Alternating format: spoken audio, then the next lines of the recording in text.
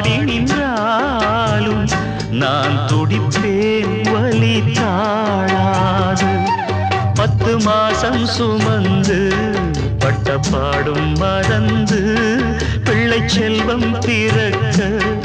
அள்ளி கையில் எடுக்க